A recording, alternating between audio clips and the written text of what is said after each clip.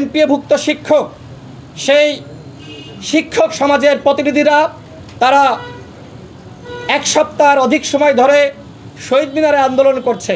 সেই আন্দোলনে আমাদের দল গণ অধিকার পরিষদের পক্ষ থেকে আমরা সংহতি জানিয়েছি, আমরা সরকারকে আহ্বান জানিয়েছি অবশ্যই এই শিক্ষকদের দাবি মেনে নিতে হবে।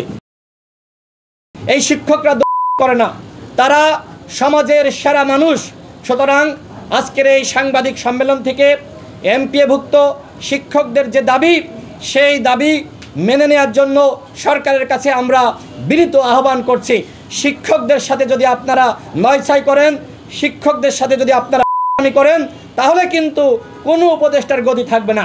সুতরাং শিক্ষকদের দাবি অবশ্যই আপনাদেরকে মানতে হবে। তাদেরকে আপনারা কিভাবে, তারা শহীদ মিনারে এই খোলা আকাশের নিচে ঘুমাচ্ছে, এত কষ্ট করছে। এই যে শিক্ষা উপদেষ্টা, আপনি তো শিক্ষক ছিলেন, ঢাকা বিশ্ববিদ্যালয়ের শিক্ষক। সুতরাং এই শিক্ষকদের কষ্ট আপনি কেন অনুধাবন করতে পারছেন না? তাদের দাবি কি? তারা বলছে মূল বেতনের 20% বাড়ি ভাড়া দিতে হবে, অযৌক্তিক কোনো দাবি নয়।